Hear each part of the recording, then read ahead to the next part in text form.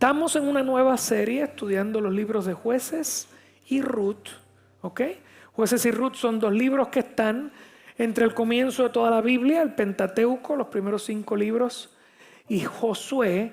Son los libros que nos llevan desde la creación hasta el momento en que el pueblo de Israel, después de formado, está 4 siglos esclavo en Egipto y Dios los saca milagrosamente de allí, los mantiene en el desierto 40 años y luego, eso es con Moisés, y luego con Josué los entra en la tierra prometida.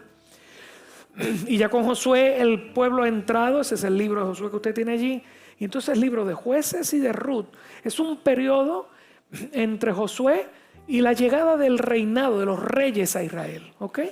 Hubo reyes en Israel comenzando por Saúl, siguiendo por David, que es el rey por excelencia, o el tipo de Cristo al que queremos apuntar.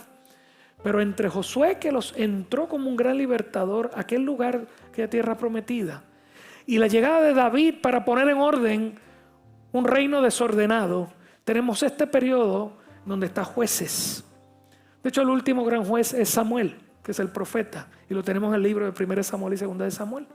Pero en ese periodo que llamamos Jueces, es un tiempo muy tumultuoso, muy doloroso, muy triste. Porque el pueblo, en vez de seguir el testimonio de sus caudillos, comenzaron a fallarle a Dios. Dios les dijo: ustedes van a entrar allí y les voy a dar un periodo largo, muchos años, estamos hablando de décadas, para que ustedes vayan sacando de ese lugar todas las naciones que han quedado allí. Porque el pecado de esas naciones, le dijo Dios a Abraham 4 siglos antes, el pecado de esas naciones va a llegar a su colmo. Y voy a usar a mi pueblo para sacar a esas naciones de la tierra y poner en ese lugar una nación que le dé testimonio al mundo del Dios de Israel, del Dios de la creación, del Dios eterno. Amén. E Israel, después que Josué murió, por un poco tiempo, ya lo hemos visto, vimos el capítulo 1, que por un tiempo bien limitado después que Josué murió, lograron comenzar a hacerlo bien, a seguir batallando, sacando las naciones que estaban allí, derribando. Dios fue bien estricto: no te juntas con ellos, no vives con ellos, derriba sus ídolos. Llegas a un lugar donde hay una cultura diferente, una religión diferente, unos dioses diferentes. Si te mezclas con ellos, te dañas. ¿Estamos claros, verdad? Usted y yo vivimos como peregrinos y extranjeros en esta tierra. Y es bien importante que entendamos que vivimos inmersos en la cultura de Puerto Rico del siglo XXI, edición 2026, conejo malo. Pero nosotros no somos de ese mundo. Y en tanto y por cuanto nos mantengamos alejados de ese mundo, y estamos diciendo que las prioridades de ese mundo, que los deseos de ese mundo, que las intenciones de ese mundo, que la razón por la cual mis compueblanos y compatriotas se levantan toda la mañana no pueden ser las mismas mías. Obviamente hay cosas que son sentido común, hay bien común para la nación. Todos nos levantamos a trabajar, a echar hacia adelante, a comprar cosas, a vacaciones. Todas esas cosas son buenas, ese no es el issue. ¿Okay? Pero este mundo no vive para Dios y usted y yo sí. Y en cuanto nosotros nos mantengamos en el mundo, pero no del mundo, las cosas están bien. Pero el día que nosotros permitimos que esa cultura, el día que nos permitimos casarnos con esa cultura y hacer una mezcla que a Dios no le agrada, nuestro final va a ser igual al de Israel. El libro de Jueces es un libro bien triste porque ellos comenzaron bien y terminaron mal. Y como les dije la vez pasada, cada generación, cada época, cada tiempo tiene que luchar por mantener su pureza con su vida espiritual, mantener su pureza en el mundo donde está. Y nosotros no estamos exentos de eso. Nosotros ahora mismo somos responsables de lo que está pasando en nuestro país y lo que está pasando en la iglesia en el 2020. ¿Estamos en el 26 todavía? Yo estoy perdido ya. Ayer leí que quedan 17 semanas para Navidad. Todavía yo recuerdo las últimas. Todavía tengo el sabor de los últimos bacalaitos y cosas que me comí. Esto está cogiendo bien rápido. Entonces vimos ese capítulo 1, cómo empezaron bien, de conquistadores terminaron mal, terminaron conquistados. Semana pasada fuimos al capítulo 2 y al principio del capítulo 3, que entonces nos explica el autor del libro la razón espiritual detrás de la derrota. Nos explicó, de hecho, el capítulo 2 es un resumen de todo lo que vamos a ver el resto del libro. Y nos explicó cómo la vida del resto del tiempo de ese libro, el pueblo de Israel pasó en unos ciclos. Los ciclos eran de la siguiente manera. El pueblo se olvidaba de Dios, se mezclaba con las naciones que estaban allí, que los habían mandado a sacar y ellos no lo sacaron.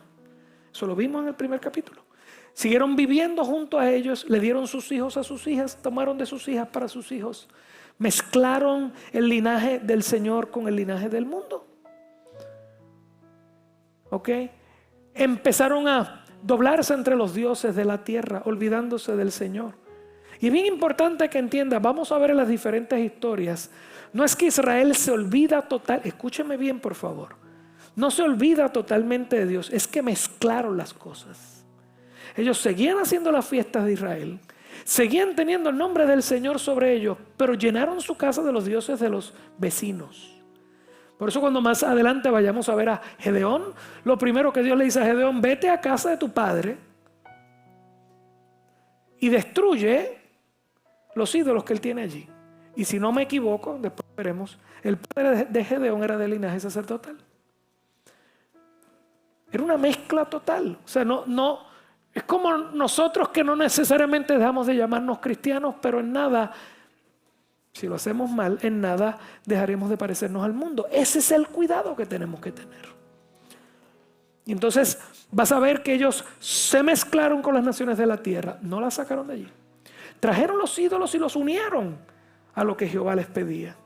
Y ahora tienen ese revolú. Y lo que Dios hace es que cada vez que el pueblo se hundía en esa mezcla, Él sacaba sus manos y el pueblo empezaba a sufrir. Eso lo vimos la semana pasada. El pueblo sufría por unos años sobre gente, en vez de ser conquistadores, eran conquistados. Y ya Dios no sacaba a sus conquistadores del frente de ellos. Y cuando el pueblo quedaba súper mal, comenzaba a clamar, Dios te bendice. A ese día se acordaban, porque iban frente a todos los demás dioses, nada pasaba y volvían al Señor Jehová o Yahweh. Y el Señor contestaba en misericordia. Y dice el ciclo que levantaba un conquistador, o mejor dicho, un libertador. Y en el libro le llaman los jueces. Un caudillo, un libertador que les daba libertad militar y que juzgaba sobre ellos, se convertía en su líder por una próxima generación. Y vamos a ver a través del tiempo diferentes de estas historias, ¿no? Entonces eso volvió a ocurrir hasta que cuando ese juez moría, el pueblo volvía ¿a qué? A apostatar de la fe. Y el ciclo siguió, el punto es que el ciclo siguió hacia abajo. Apostataban de la fe, venía el libertador, los libertaba y la próxima vez apostataban más mal. Más profundo, más terrible, más cerrados. Dios volvía a libertarlos, volvían a apostatar a los años y se hundían más. Y como yo les dije cuando lleguemos al final del libro, lo que hace Israel en los últimos 3 capítulos del libro es exactamente la misma condición que Lot encontró en Sodoma. A ese nivel cayó el pueblo. Un desastre. El pueblo que tenía la palabra de Dios, que tenía el conocimiento de Dios, que tenía la bendición de Dios, porque ellos estaban en la tierra que fluye leche y miel. Y la perdieron. ¿Ok? Entonces hoy vamos a comenzar. Vamos a ver un primer grupo de jueces. Si usted lee jueces va a ver que son 12 jueces. De los 12, 6 tenemos historias bien completas de ellos. Y las otras 6 son solamente menciones. ¿Ok? Pues el autor del libro escogió esos en particular. Pero es bien interesante, todos tienen el mismo ciclo. Y yo les dije a ustedes que al principio, en el capítulo 1, nos comienzan a hablar de la historia de las conquistas y del conquistador que terminó conquistado. Capítulo 1, Israel comienza a conquistar las naciones de la tierra alrededor. La primera tribu que sale es la de Judá. El primer juez que vamos a ver es de Judá. Judá es la tribu que Dios llama para ser rey. Y es la primera que lo hace bastante bien hasta que se aflojan. Y después vamos a ver el primer juez, lo vamos a ver hoy, que sale de la tribu de Judá. En el capítulo 1 vimos que cada una de las tribus siguieron tratando y tratando hasta que ya no les salía. Y algunas tribus lograban sacar a algunos de los cananeos de allí, otros no lo lograron, comenzaron a vivir junto a los cananeos y a lo último los cananeos eran jefes de los israelitas, hasta que la última tribu, la tribu de Dan, los cananeos los hicieron correr hacia los montes para que se escondieran. Y en el libro de Jueces vamos a ver 12 jueces, el primero es uno de Judá, el último es Sansón de la tribu de Dan, la tribu que después de Sansón salió corriendo a los montes. Es un desastre, ¿ok? Vamos a ver uno a uno hoy. Así que hoy vamos a comenzar a ver una pequeña parte de ese ciclo. Les va a interesar un montón. Vamos a ver 3 jueces, Otoniel, Ahod y Samgar. Yo quiero que usted siga conmigo, voy a ir sobre la historia lo más rápido que puedo, ¿ok? El libro de Jueces tiene una particularidad que es bien gross. ¿Sabe lo que es gross? Gross. Es crudo. Es crudo. Y hay cosas que no podemos entender en el español nuestro porque en hebreo es que se entienden mejor. Hay algunas partes que su crudeza está ahí para mostrar la condición del tiempo, pero hay otras cosas que son crudas porque son comedia negra, ¿ok? Y nosotros no lo podemos ver porque no entendemos en el español de la traducción, ¿no? Pero hay momentos en que casi parece una comedia lo que está pasando, diciendo cómo Dios liberta al pueblo de una manera que el pueblo pueda hasta reírse de ellos, como las historias de los caudillos, si usted piensa en los griegos o en los romanos, ¿ok? Y estas son unas de esas que están aquí, así que vaya conmigo poco a poco. Capítulo 3, vamos primeramente a ver Otoniel, del versículo 7 al 11, y dice, ¿están todos conmigo? ¿Quieren que siga? Es que escuché un sí. ¿Quieren que siga? Así me gusta. Hicieron pues, miren cómo comienza, hicieron pues los hijos de Israel lo malo ante los ojos de Jehová. Y olvidaron a Jehová su Dios y sirvieron a los Baales y a las imágenes de acera. Y la ira de Jehová se encendió contra Israel y los vendió en manos de Cusán Risataim, rey de Mesopotamia. Y sirvieron los hijos de Israel a Cusán Risataim 8 años. Entonces clamaron, ¿ven el ciclo ahí? Lo hicieron mal, Dios les trae un juicio y vienen a clamar. Entonces clamaron los hijos de Israel a Jehová. Ciclo luego. Y Jehová levantó un libertador a los hijos de Israel y los libró. Esto es, a Otoniel, hijo de Cenaz, hermano menor de Caleb. Este muchacho era sobrino de Caleb, el que estuvo con Josué. ¿Se acuerdan los 12? Eso es. Y el espíritu de Jehová vino sobre él y juzgó a Israel y salió a batalla. Y Jehová entregó en su mano a Cusán Risataim, wow, rey de Siria. Y prevaleció su mano otra vez contra Cusán Risataim. Risataim, eso suena a tiempo de G. Y reposó la tierra 40 años. Y murió Otoniel, hijo de Cenaz. Otoniel es un personaje que aparece por primera vez en el capítulo 1. Yo no se lo leí la primera ocasión porque quería usarlo acá. El capítulo 1 vamos a ver a Otoniel junto a su tío Caleb. Caleb es de la tribu de Judá. Y cuando al principio del capítulo 1 nos dicen que Judá sale, y sale al principio enviado por Dios, y empiezan a tumbarle la cabeza a todo el mundo. Caleb era uno de los caballotes, ese era un caudillo como Josué. Y a Caleb desde Moisés le habían ofrecido un pedazo de terreno y Caleb dijo, dámelo que yo me lo voy a ganar. Y Caleb era un viejo ya. Ya en ese momento Caleb era un hombre quizás mayor de 90 años o algo así. Pero Caleb tenía su familia, tenía su tribu, tenía su gente. Y entonces vemos en el capítulo 1 la primera mención de Otoniel. Dice, capítulo 1, versículo 11. De allí fue a los que habitaban en Debir, que antes se llamaban Kiriat Sefer. Y dijo Caleb, el que ataque a Kiriat Sefer y la tome, yo le daré a mi hija Axa por mujer. Y la tomó Otoniel, hijo de Cenaz, hermano menor de Caleb, su sobrino. Y él le dio a su hija Axa por mujer. Cuando ella se iba a ir con él, la persuadió que pidiese a su padre un campo. Y ella se bajó del asno y Caleb le dijo, ¿qué tienes? Ella le respondió, concédeme un don, puesto que me has dado tierra del Negev, dame también fuentes de aguas. Entonces Caleb le dio las fuentes de agua de arriba y las fuentes de abajo. Es un asunto privado de la familia, porque eso está ahí. ¿Qué tiene que ver la nena esta hablando allí? Las nenas siempre pidiéndole a los papás.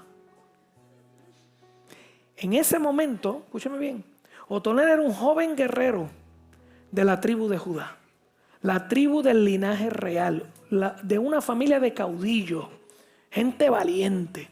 Su tío Caleb está viejo y busca entre sus jóvenes a alguno que se atreva a tomar una ciudad y le dice, bueno, el que haga esto, el que tome esa ciudad, el que la derriba, entre, destruya, haga lo que sea, le voy a dar mi hija. Lo voy a hacer de mi familia, de los jefes de la nación. Y salió el muchachito, parece que le tenía el ojo puesto a la prima. Cogiendo, le puso el pie a los demás, corrió, entró, esa nena es para mí. Pa, pa, pa, pa, pa. Y Otoniel logra la hazaña, le dan a la nena, Acsa. Es importante esto, hermana. Esto es un tiempo bien antiguo, es antes de la época de hierro, me parece. Creo que todavía es la época de bronce. Mucha gente se queja acerca del trato de la Biblia con las mujeres. Estos son los lugares. Recuerda que la Biblia está escrita desde el punto de vista de la sociedad donde estaba. Pero cómo Dios levanta a la mujer en medio de esa sociedad machista y mala. Esta es la primera chica que es mencionada en Jueces de un montón de mujeres que van a aparecer. Y cada una de ellas trae sabiduría al lugar. Aquí está Otoniel con Caleb hablando de qué tienen que hacer. Y Acsa se mete en el camino. Cuando Otoniel gana, no sé si entendió lo que significa esto. Le dan la chica, Otoniel la monta en un burrito porque se van para su casa, después que los casan, me imagino. Cuando va caminando, la versión Reina Valera dice que Otoniel le dieron un pedazo de tierra. Pero para usted poder sembrar tierra, ¿qué necesita? Agua. Y parece que el límite que le habían dado no tenía fuentes. Reina Valera dice que Otoniel le dice a la nena, mira, pídele a tu papá que nos dé una esquinita que tenga un pozo. Hay muchas otras versiones que dicen que fue ella la que le dijo a Otoniel, párate, mijo. ¿No te has dado cuenta que no tenemos agua para regar? Aguántate un minuto. Y se bajó del asno, fue donde su papá, y su papá le dice, ¿qué tú quieres? Porque los papás siempre le dicen eso a las nenas. ¿Cuántos son papás de nenas aquí? Pelados moriremos, pelados moriremos. Desnudos llegamos, desnudos volveremos. ¿Qué es lo que tú quieres, mi niña hermosa, especial, única, perfecta? Lo más grande. Que me dé fuente, mi hijo, que me dejaste sin agua. Porque ellas tienen una manera de ser como las mamás. Aleluya.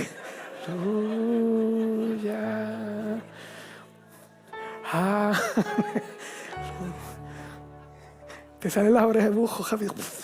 Papi, ¿qué me diste? Dije, no me diste agua, bendito sea el Señor. Dije, mamá, lo que tú quieras. Es más, te doy las que están allá y te doy las que están allá. Parecería una tontería que aparezca eso en el capítulo 1. Y después nos dicen que el primer juez exitoso es Otoniel. Un problema bien interesante aquí. Un texto antes de que comience esta porción, que lo leímos la semana pasada, dice que Dios había dejado las naciones de la tierra para probar, así fue que terminé, ¿se acuerdan la semana pasada? Para probar si Israel iba a servirlo a él y le iba a obedecer. Que los dejó allí para enseñarles el arte de la guerra, que significaba para que ustedes vean cómo yo me meto en sus vidas si ustedes me obedecen. Y termina esa porción, versículo 6, capítulo 3, diciendo, y los israelitas se fueron a vivir con los cananitas, le dieron sus mujeres a los cananitas y tomaron de sus mujeres para sus hijos. Y el próximo versículo lo acabamos de leer. Y el pueblo se apartó de Dios e hicieron lo malo en contra del Señor. Un pueblo que había mezclado a sus hijos con las hijas del mundo. Pero Otoniel no había hecho eso. Se había casado con una mujer de Dios. Había obedecido a Dios y pudo ser usado por Dios. Otoniel es el contraste perfecto entre las aberraciones de Israel y los santos. Cuando la Biblia dice que todavía hay rodillas que no se han doblado hasta Baal. ¿Se acuerdan Baal con Elías? Eso empezó ahí. Ahí fue que la nación, Israel entero, empezó a traer Baal. Ya yo le expliqué a ustedes que Baal era el dios de la región. Baal Atillo, Baal Camuy, Baal Arecibo, lo que fuera. Tú te traías un muñeco de eso y lo metías en tu casa. Y decías, este es el que me va a cuidar a mí. ¿Y Jehová qué? Pues también. Y metía a la esposa de Baal Astarot, y esta me va a cuidar a mí. Pero Otoniel era un hombre de Dios. Y Caleb y Otoniel habían hecho lo que Dios les había dicho. No se mezclen. Y la belleza de mostrar a Acsa es ver a una mujer de Dios llena de la gracia de Dios, juntándose a su esposo para salir a ser prosperados por Dios en la vida. Con terreno, fuentes de agua. ¿Me escuchó? Y para todos los varones que están aquí, que estoy seguro que el Señor les ha dado una mujer sabia. Amén. Escúchela, que esa es la profeta de la casa. Acabo de acumular como 200 puntos, porque Lili está en esa esquina. ¿Lo vieron? ¿Entendieron? Sí, la primera mujer que aparece descrita ahí es una joven sabia. Vamos a ver un montón más. La semana que viene vamos a ver a Débora y por ahí para abajo. Cada vez que aparece una mujer, usualmente es una mujer que va a hacer que los varones se alineen. Débora lo hace con Barak, una cosa hermosísima. Venga la semana que viene que voy a destruirle el concepto de Débora que tiene todo el mundo por ahí. Débora con la espada y las cosas. Débora no salió a pelear. Salió a pelear Barak. Bueno, lo voy a dañar. Pero una cosa hermosa, como ellas iban alineando el corazón de sus esposos para que hicieran la voluntad del Señor. Y estos dos juntos en un hermoso acuerdo matrimonial caminaban en la misma dirección. Eso que está, y los jóvenes que están aquí, que están comenzando en su matrimonio o están por casarse, esto es una estampa, ¿ok?, de una pareja viviendo para la gloria de Dios. Caminamos hacia un mismo lugar, tenemos una misma visión. Lo que yo no veo lo ves tú, pero vamos de camino y Dios nos bendice. Dale un aplauso al Señor.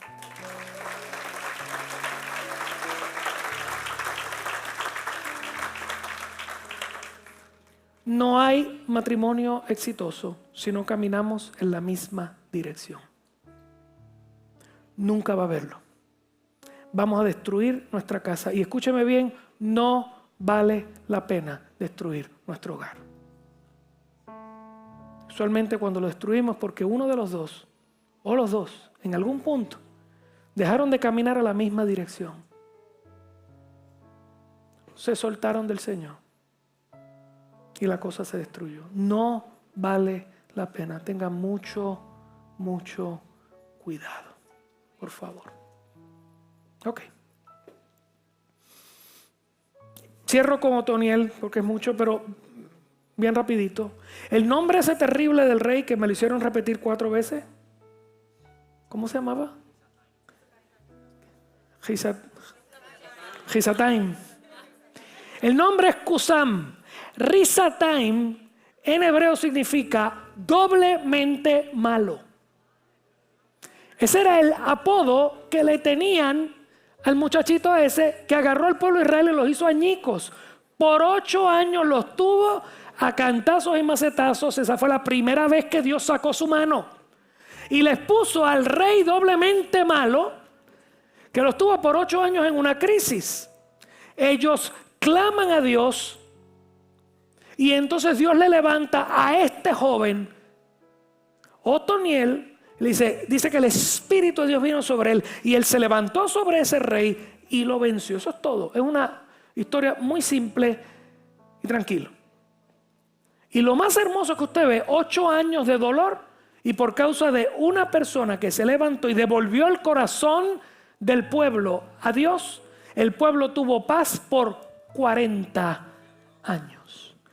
Lea la Biblia, por favor, lea el Antiguo Testamento. Empiezas a ver nuestra historia desde otro punto de vista, desde el punto de vista de Dios.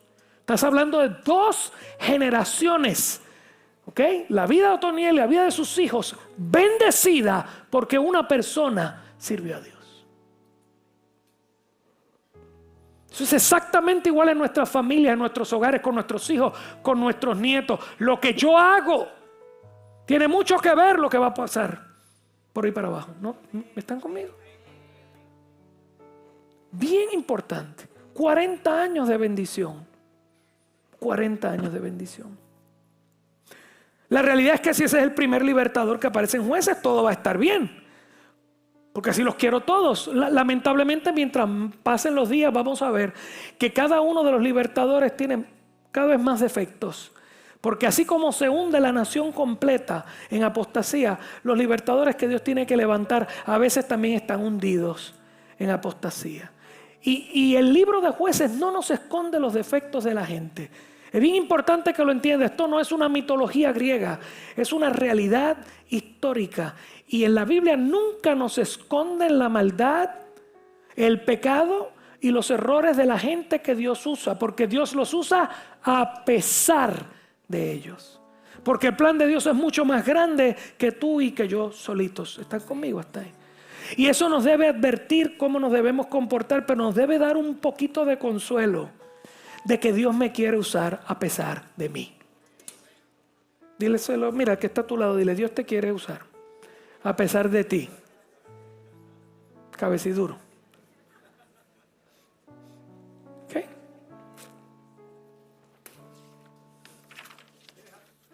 Déjate usar. Yo creo que usted debe hacerse esas preguntas. De hecho, con estos 2 que vamos a ver ahora, la pregunta se hace más profunda. Ahod, Ahod, versículo 12 al 30. Este es gross, así que imagínenselo de una vez. Volvieron los hijos de Israel a hacer lo malo ante los ojos de Jehová. Otra vez, después de ¿cuánto? ¿80 años era? 40. Ay, pues una generación nada más. Ok, Otoniel fue una generación, 40. Ahora llegamos a los 80. Volvieron los hijos de Israel a hacer lo malo ante los ojos de Jehová. A los 40 años, todavía 40 años usted está vivo, los hijos están ahí, usted puede recordar lo que pasó, pero el pueblo vuelve y le da la espalda a Dios. Y Jehová fortaleció a Eglón, rey de Moab, contra Israel, por cuanto habían hecho lo malo ante los ojos de Jehová. Este juntó consigo a los hijos de Amón, a los hijos de Amalek, y vino e hirió a Israel y tomó la ciudad de las palmeras. Eso es Jericó. Y sirvieron los hijos de Israel a Eglón, rey de los moabitas. ¿Cuánto dice ahí? La primera fue 8, esta vez fue 18 años. Y clamaron los hijos de Israel a Jehová, y Jehová les levantó un libertador, a Ahod, hijo de Gera, benjamita, el cual era zurdo. ¿Cuántos zurdos hay aquí? No van para el cielo ninguno. Broma. Y los hijos de Israel enviaron con él un presente a Eglón, rey de Moab. Y Ahod se había hecho un puñal de 2 filos, de 1 codo de largo, y se lo ciñó debajo de sus vestidos a su lado derecho. Y entregó el presente a Eglón, rey de Moab. Y era Eglón un hombre muy grueso. Y luego que hubo entregado el presente, despidió a la gente que lo había traído. Mas él se volvió desde los ídolos que están en Gilgal y dijo: Rey, una palabra secreta tengo que decirte. Él entonces dijo: Calla. Y salieron de delante de él todos los que con él estaban. Y se le acercó a Ahod, estando él sentado solo en su sala de verano. Y Ahod dijo: Tengo palabra de Dios para ti. Entonces se levantó de la silla. Entonces alargó Ahod su mano izquierda, tomó el puñal de su lado derecho y se lo metió por el vientre. De tal manera que esto está bien terrible. De tal manera, usted no tiene idea las veces que he luchado con esto. Y dice: ¿cómo iba a predicar esto el domingo? De tal manera que la empuñadura entró con la hoja y la gordura cubrió la hoja, porque no sacó el puñal de su vientre, lo que salió fue el estiércol. Esto parece una novela latinoamericana. Y salió Ahod al corredor y cerró tras sí las puertas de la sala y las aseguró con el cerrojo. Cuando él hubo salido, vinieron los siervos del rey, los cuales, viendo las puertas cerradas, dijeron: sin duda él cubre sus pies en la sala de verano. Yo le voy a explicar eso ahorita. Es que la Reina Valera es medio extraña. Eso significa que está en el baño y por eso la peste. Sí. Por eso le dije que esto fue una comedia negra para el pueblo de Israel. Y habiendo esperado hasta estar confusos, porque él no abría la puerta de la sala, tomaron la llave y abrieron. Y aquí su señor estaba caído en tierra muerto. Mas entre tantos que ellos se detuvieron, Ahod ya había escapado y pasando los ídolos se puso a salvo en Seirat. Cuando había entrado, tocó el cuerno en el monte de Efraín y los hijos de Israel descendieron con él del monte y él iba delante de ellos. Entonces les dijo: seguidme, porque Jehová ha entregado a vuestros enemigos los moabitas en vuestras manos. Y descendieron en pos de él y tomaron los vados del Jordán a Moab y no dejaron pasar a ninguno. Y en aquel tiempo mataron de los moabitas como 10,000 hombres, todos valientes, todos hombres de guerra. No escapó ninguno. Así fue subyugado Moab aquel día bajo la mano de Israel. Aquí sí. Y reposó la tierra, ¿cuánto? 80. Con Otoniel reposó la tierra 40, una generación. Con Ahod 80. Escuchen bien lo que pasa aquí. Luego de Otoniel, el pueblo vuelve a su ciclo de apostasía. Dejan a Dios, van tras dioses paganos con sus rituales y abominaciones. Dios levanta a este rey que se llamaba Eglón. Y el tipo era un diestro estratega militar. Busca 3 naciones más que están mencionadas desde el tiempo de Moisés. Y están allí. Le dice: vámonos en contra de esta gente. Pone a Israel debajo de su yugo por 18 años. Muchos comentaristas, se me olvidan las palabras, sorry. Muchos comentaristas hablan acerca de este asunto en particular. Escúcheme bien. Como ellos dejaron a Dios, Dios los pone a merced de un nuevo opresor que se comportaba como un Dios. Usted ve, Ehud tenía que llevarle comida al rey. Los israelitas tenían unas ofrendas para Dios, están descritas en Levíticos, ofrendas de comida, se llamaban ofrendas de paz a Dios. Y Dios dice: me dejaste a mí, te voy a hacer llevar tu ofrenda de comida a un Dios falso que se va a comer tu prosperidad. A los 18 años, Ehud no cabía en la jopa. Era un gordito cebadito. Aquí hay 1 o 2, pero este era heavyweight. Porque era símbolo de la destrucción de la prosperidad de Israel. Cada vez que alguien tenía que ir, fíjese cómo hacían, que fuera allí al lugar del trono y le llevaran la ofrenda. Es como estar frente a un Dios. Eso era abominación para el pueblo de Israel. Como Dios diciéndolo: no lo quisiste hacer conmigo, ahora lo vas a tener que hacer para alguien que te destruye. ¿Están conmigo hasta ahí? Por eso suena tan... porque el tipo era tan gordo. Se había comido literalmente la prosperidad. Cuando te alejas de Dios, tu opresor se come tu prosperidad. ¿Alguien me está escuchando? Y hay ocasiones en nuestra vida que vemos, no siempre es por esto, por favor. Use el discernimiento y ore. Pero hay ocasiones en nuestra vida que vemos que las cosas no salen. La primera pregunta, en vez de echarle, ¿cómo es?, coraje y quejas a Dios, es preguntarle: ¿qué está pasando? ¿Qué dejé entrar en mi vida, en mi casa, en mi matrimonio, en mis asuntos? Que toda tu bendición se está deshaciendo delante de mí. Usted no tiene idea las veces que hemos tenido que aconsejar. Y casi uno lo puede ver. No te vayas por ahí. No hagas esto. Porque Dios va a detener su mano. Su bendición no va a estar sobre ti. Aquello que amas, aquellos que quieres, aquello que tienes metido entre cuero y cuero te va a destruir. Se va a comer todo. Hermano, si alguna vez has estado en un tiempo así, detente por favor. No te quejes con Dios. Tírate de rodillas en humillación y pregunta: ¿por qué me están devorando? Eso hizo Israel. En algún punto en el camino vieron al gordo aquel parado allí llevándose toda su comida. Ahí está mi devorador.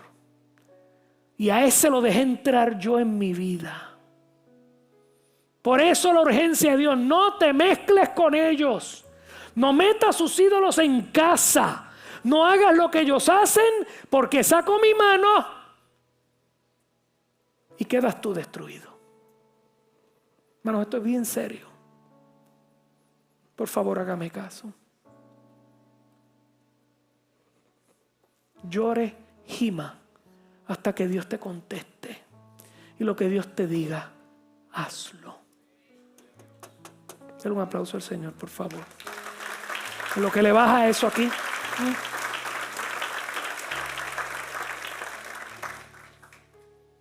Dios lo dejó a merced de este tipo. Por 18 años este hombre les comió su prosperidad. Le destruyó la vida. Y el pueblo se dio cuenta, porque cada vez que el pueblo se ponía a orar y a llorar es porque se daba cuenta que estaban en esa crisis porque le habían dado la espalda a Dios. Porque usted recuerda la bendición de Dios en su vida. ¿Sí o no? Y usted sabe cuando usted se ha ido lejos y su corazón se seca. Y lo que queda en su vida es decepción. Y ellos recordaron las bendiciones de Dios los últimos 40 años que habían estado bien, antes de estos 18 que habían sido horrendos. Y yo quiero que vaya contando, estamos hablando de 38 años de vida de un pueblo.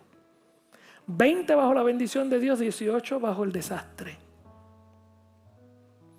Y Dios, esta ocasión, en vez de levantar un Otoniel, perfecto, buen matrimonio, levanta a una persona bien particular. No es solamente que Ahod era zurdo. Los comentaristas hablan que en el hebreo original él tenía un defecto en la mano derecha. Puede ser que fuera manco o la mano estaba seca, lo que fuera. ¿Ok? Usualmente vas a tener los soldados que ponen su espada en el lado izquierdo porque con su mano derecha fuerte sacan espada y guerrean. Este hombre no tiene mano derecha. Así que con solamente su mano izquierda le permiten ir donde el rey, porque definitivamente él no era un peligro. Y ese hombre hace una daga de 2 filos y la esconde en el lugar donde no iban a cotejar, su lado izquierdo.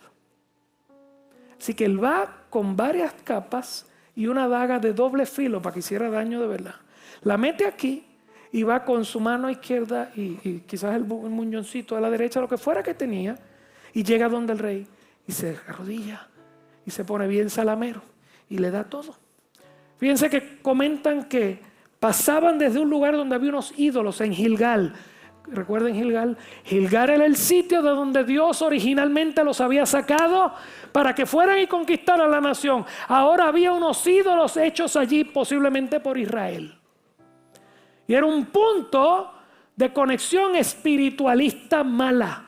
Y él viene desde el área de Israel, pasa a ese punto y ahí ya entraba en el área de los moabitas, era ¿verdad? Amonitas, whatever. Entra allí, da lo que le va a dar al rey, vira para atrás y dice que cuando llega al lugar de los dioses, revira y le dice al rey otra vez, pide una audiencia, es que tengo algo que decirte. A otro que estaba era haciéndole era un show.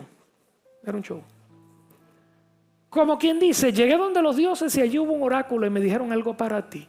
Dios tiene algo que decirte. Esa era la mezcla terrible que tenía esta gente. Dios ya le había entregado a ese hombre en las manos a Od. Ese hombre era un estratega militar violento. Y de momento, por alguna razón, ve a este muchachito que vuelve del área donde están los dioses. Dice, este parece que es un gran profeta. Los dioses le han hablado. Dice, pero es en secreto. ¿Okay? Los arqueólogos dicen que había en estos lugares, como hace calor allí, había estos palacios donde tenían una sección más alta que era como un lugar para verano. Entonces tenía ventanas que daban para afuera. Y allí el rey se sentaba y tenía sus puertas y sus cosas, y tenía una esquinita para que el rey hiciera ¿qué? Necesidades. Entonces no había extractores de olor y hacía calor. Entonces él hacía eso y tenía que llamar a sus sirvientes que vinieran y recogieran aquello y lo llevaran al río. Yo no sé si lo limpiaban, no quiero ni preguntar. Así que él sube otra vez a ese lugar, le dice al rey, rey, tengo que decirte algo y es en privado. Y de una manera extraña, el rey le dice a todo el mundo que está allí con él. Todo el mundo sale. Cuando dice ahí, callad, las otras versiones, todo el mundo fuera. Se quedó solo pues con el muchacho que está así, no tiene nada. Dice, tengo algo que decirte de parte de Dios. Y el rey, que está sentado, está gordito. Usted sabe, está hablando de un gordito de verdad, de verdad. Pero usted si está sentado, usted no le puede hacer mucho. Pero un momento el rey se pone de pie. Ahí metió la mano Dios. Se pone de pie. Muchos comentaristas dicen, él había estado por 18 años pidiendo sacrificio. El sacrificio que Israel le debía dar a Dios se lo tuvo que dar ese hombre. Pero en ese momento Dios lo entregó en las manos. Ese hombre se convirtió en un sacrificio para la libertad de Israel. La versión puertorriqueña sería, a cada lechón le llega su Navidad. Jueces, tales qué sé yo qué. Y el tipo se para en todo su esplendor y Ahod se acerca.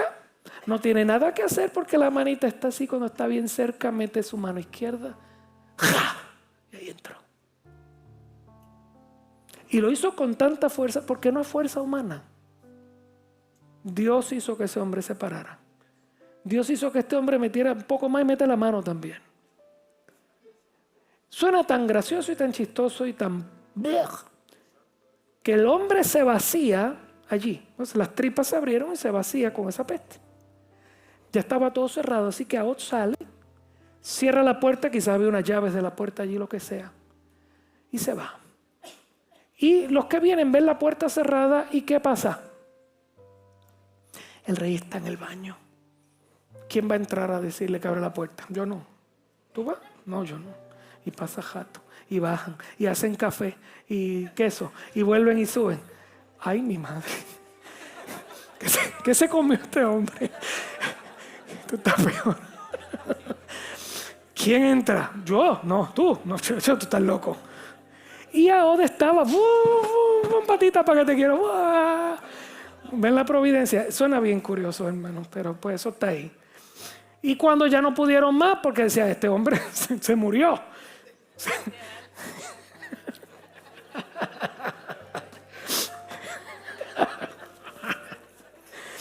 Pues cuando abrieron la puerta, literal, estaba muerto el hombre. Ya Ahod había llegado donde tenía que llegar. Ya había tocado el cuerno. Ya la gente había escuchado que algo extraño había pasado. Cuando la gente escucha el cuerno sonar, cuerno de batalla, en un monte de Israel, ¡wow! Nos están llamando, ¿qué pasó? Y Ahod le pega el grito, Dios ya nos entregó a esta gente. Es bien importante que entienda que dice que tenía este hombre 10,000 personas fornidas, fuertes y grandes. Pero cuando muere su rey, pavor entra en su corazón. Porque Dios, léalo cada vez que usted entra ahí. Cuando Dios se mete, Dios entrega a los enemigos en tu mano. Son muy fuertes, llevan 18 años que no te dejan respirar. Pero en el momento en que Dios actúa, huyen delante de ti. Dale un aplauso al Señor.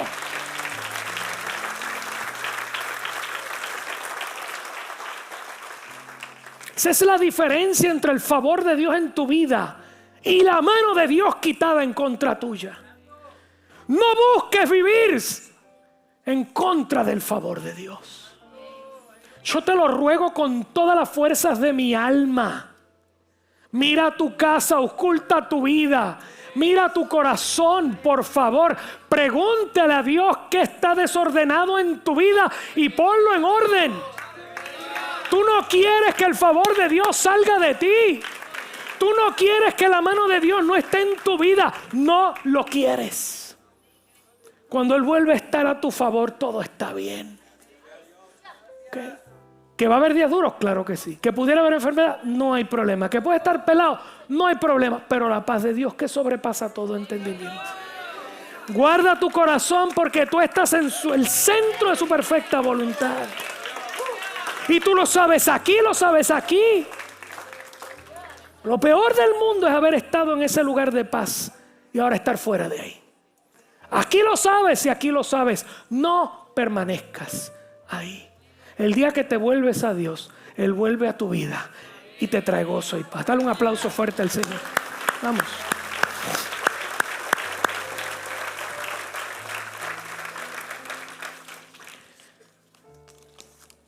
Durante los 80 años de Ahod, este es lo que entienden los comentaristas, los estudiosos.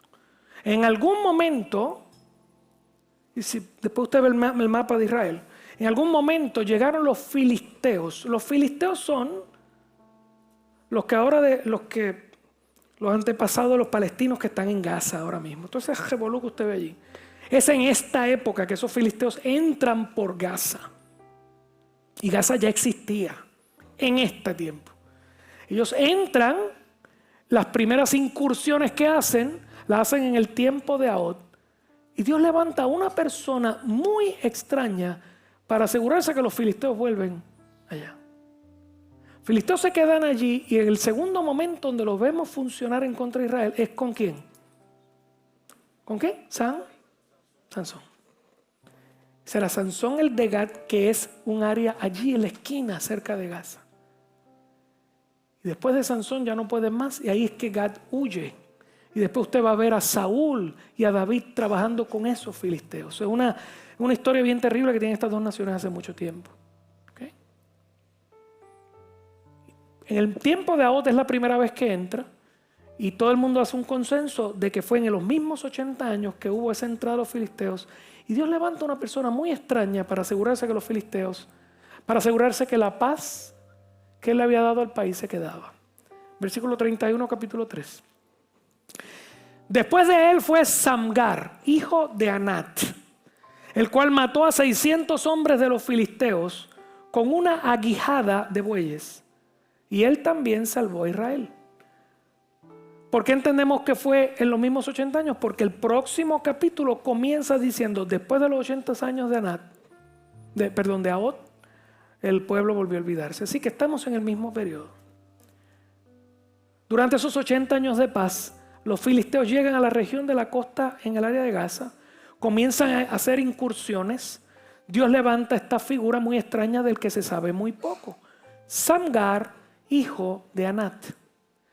El problema es que la descripción hijo de Anat no es que es hijo de, ese no es el nombre de su padre ni de su madre. Hijo de Anat era usado en la región para hablar de los seguidores de una diosa de la región, la diosa Anat, una diosa de guerra, una diosa en extremo violenta.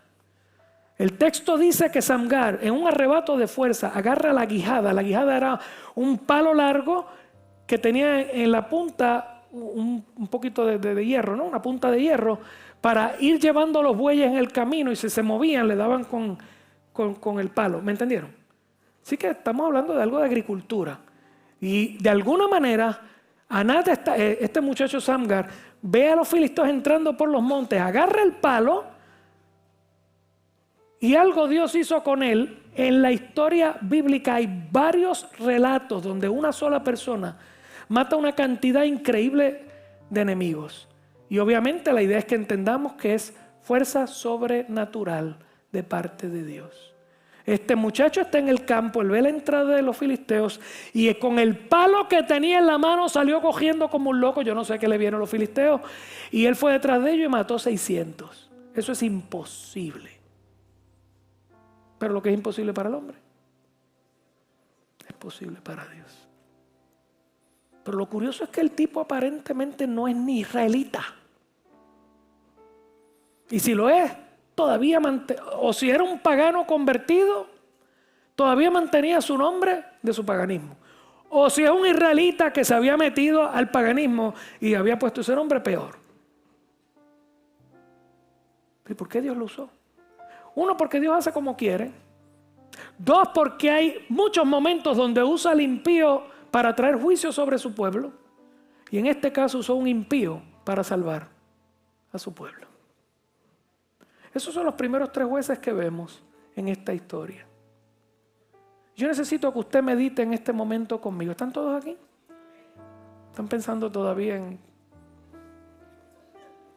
el estiércol de aquel? Si este otro no le hizo ni chiste. El palito y la bobería, los bueyes. 600, gente. 600 con un palito. Está duro. Está duro. Pero lo mismo pasó con Sansón después. Lo mismo pasa con varios de los guerreros de David.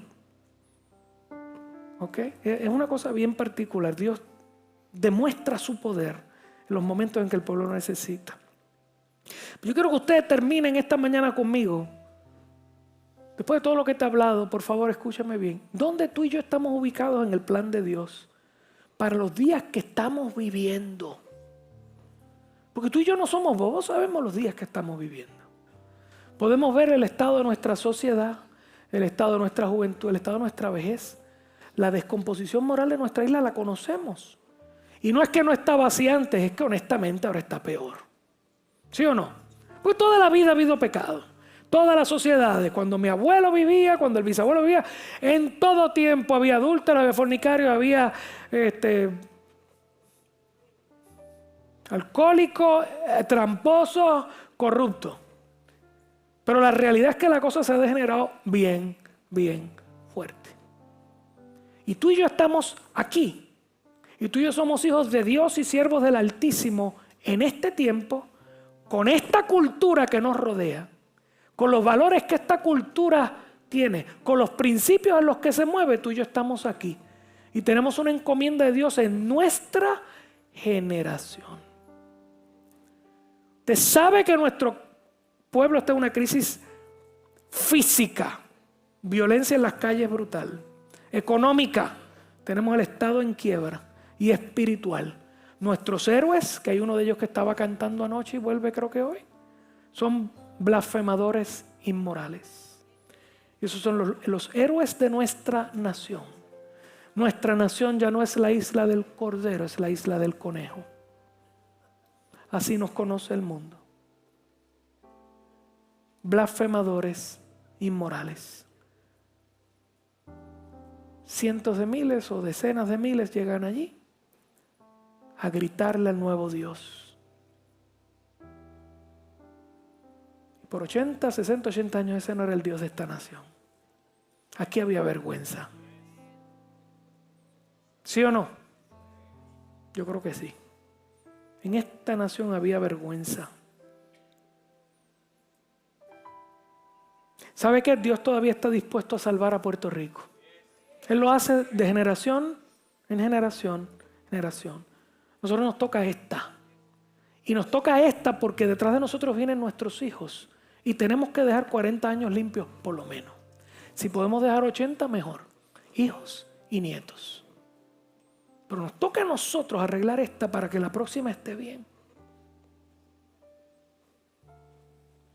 Dios está dispuesto a hacerlo, siempre lo ha estado. Él quiere corregir nuestro proceder, limpiar el camino y avivarnos otra vez. ¿Usted lo cree o no lo cree? Entonces, de momento nosotros nos puede pensar que lo que necesitamos es un caudillo, un tipo santo, un escogido, otro Gille, otro qué sé yo qué, que venga acá, un Billy Graham que haga las cosas y arregle todo y que la gente se convierta. Necesitamos santos escogidos de Dios, gente especial, y nos parece que no somos nosotros. Por eso esta historia nos pasa por encima de la cabeza y nosotros nos quedamos en la esquina esperando que otro tome la batuta. Escúchame bien, por favor. La realidad es que no existe un solo ser humano debajo del sol capacitado para traer la salvación de Dios a la ciudad. Hoy providencialmente cantamos, ¿solo qué? ¿Cuál fue la que cantamos al final? Solo Dios puede salvar. No existe un ser humano que traiga la salvación. No existe un ser humano que cambie el corazón de mis hermanos puertorriqueños, no existe. Para que vean lo que están mirando mal, para que entiendan por dónde nos lleva esto, no existe. Solo Dios tiene el poder para rescatarnos. Pero escúcheme, a veces utiliza las vasijas que parecen menos apropiadas para el trabajo. Pues claro, a él le gusta siempre llevarse la gloria. Y entre ese grupo de vasijas inapropiadas estamos todos los que estamos aquí. Otra vez mire el que está a su lado. Vasija inapropiada, dile. Pote sin uso.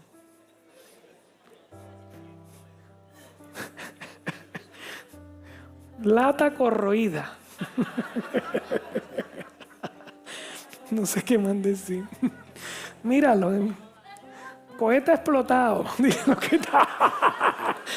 No, es broma, pero bájale un poco, vamos. En ese grupo de gente que no sirve estamos tú y yo. ¿Ok? Y escúchame bien, tus bondades cristianas, porque si tú eres un tipo que todo lo tienes bien como Otoniel, chévere. Y te ves bien cristianito, y estás bien casadito, y tus nenes son así bien bonitos, y te pareces Otoniel. Qué bueno, qué chévere. Otoniel no podía solo, necesitó que el Espíritu de Dios viniera sobre él. ¿Ok? Nuestras bondades son buenas, nuestras obvias deficiencias y defectos, como Job, que tiene un brazo y el otro no. Nuestra poca experiencia en las cosas del Señor, como Samgar, que no sabemos si ni siquiera conocía bien a Jehová. Pero mire, ninguna de esas, ni lo bueno ni lo peor, son impedimento para que Dios te use poderosamente. Salvando y sanando a la generación que tienes contigo, trayendo paz a la generación que viene después. Por eso en esta mañana te pido, por favor, pendiente a lo que está pasando. No es el trabajo de otro, es el trabajo de la iglesia. ¿Estás listo para responder al llamado de Dios, pastor? ¿Cómo lo hago? No te preocupes, lo muero. Seguiremos escondidos para que otro haga lo que me toca a mí. No lo hagas, por favor. No esperes que Dios quite su mano. De hecho, tú y yo estamos viviendo una época en Puerto Rico donde Dios la quitó. Lo que yo le estoy rogando es que pidamos para que Dios vuelva a mirarnos con amor. ¿Ok? Porque piense, mínimo van 10 años ya. Por favor, no lleguemos a 20, por favor. Pero van 10. Van 10. Sí, desde el huracán. Y un poquito antes ya estaba, ya la quiebra estaba, ¿verdad que sí? Llevamos como 15 años en esto. Nosotros tenemos la mano de Dios en contra. Es necesario que alguien comience a llorar por un avivamiento. Ay, pastor, nosotros estamos en las mismas de los jueces. Sí, en el ciclo. Pero está bien, el ciclo me dice que cuando el pueblo ora, Dios responde.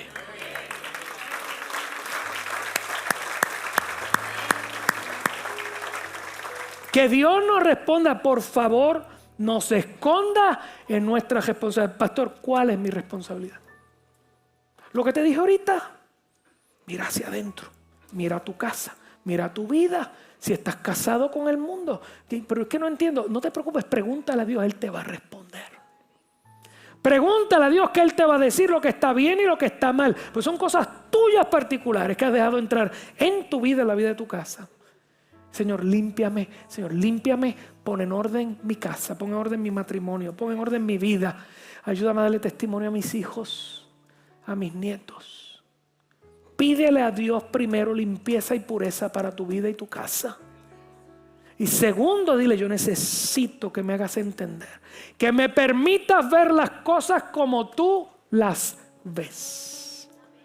Porque tú y yo vemos las cosas como las presenta este mundo. Y prendemos la televisión y vemos las redes y vemos los conciertos y nos emocionamos con las cosas.